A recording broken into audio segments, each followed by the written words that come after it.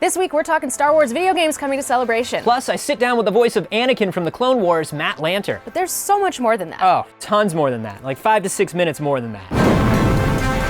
This is the Star Wars Show. From the Lucasfilm headquarters in San Francisco, here's your hosts, Andy and Anthony. Hello and welcome to the Star Wars Show, the only Star Wars show on the internet that has hidden a secret message in every episode of the show we've ever done. Wait, really? I don't know. Have we? I feel like I would know this. Anywho, let's go to the news.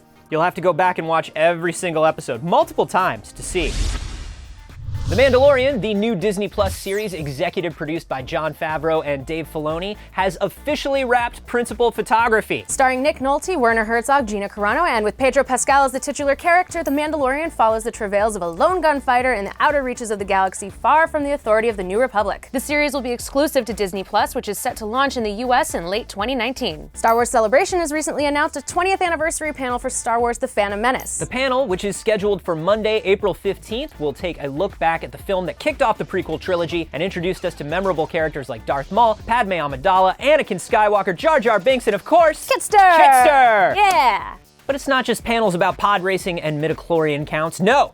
A whole plethora of Star Wars games are coming to Chicago as well. Star Wars Jedi Fallen Order will debut an exclusive first look at the game coming from Respawn and EA during a special panel on Saturday, April 13th. The game, which follows a Padawan who survived Order 66 as they explore the galaxy in the time after the fall of the Jedi Order, will feature a discussion revealing never-before-heard details ahead of the game's fall 2019 release date. Aside from the panel, fans can check out more Star Wars games on the show floor, like Star Wars Galaxy of Heroes and Star Wars Pinball. Plus, Star Wars The Old Republic will be hosting its own special event during Celebration. More guests have also been announced to the growing list of celebrities you can rub elbows with. Matt Lanter from the Clone Wars and this very episode of this show will be there, along with Tia Sircar from Star Wars Rebels and Ray Park from The Phantom Menace and Solo. For more details on all the Star Wars Celebration happenings, check out starwars.com/SWS. Star Wars Battlefront II has released the Chosen One update today, which officially brings Clone Wars era Anakin Skywalker to the game, and finally brings Matt Lanter onto the show, which once again, coming up in just a couple minutes. Always plugging.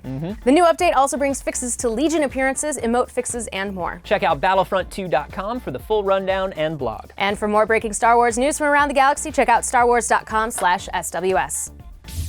TTL about 15 seconds. That's time to Lanter. Counting down.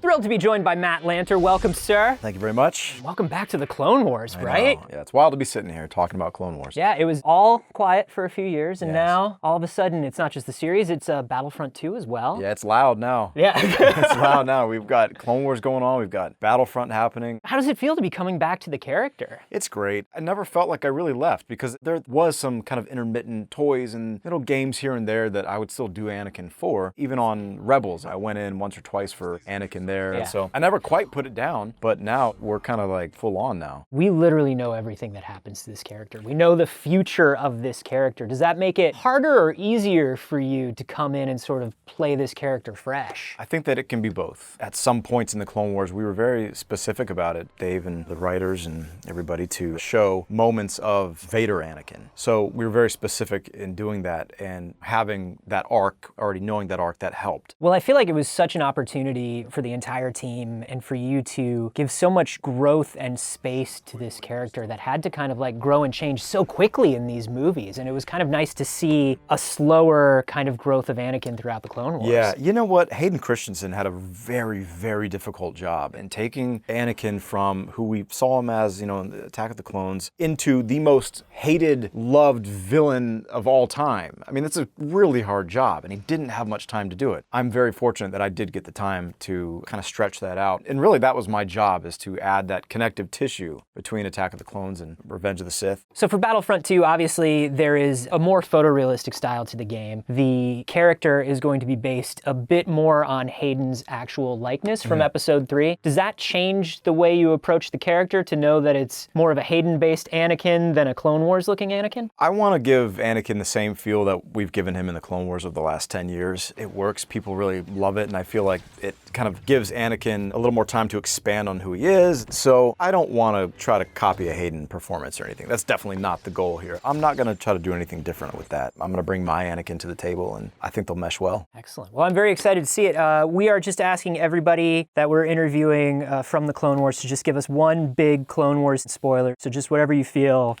you want to... Oh, man.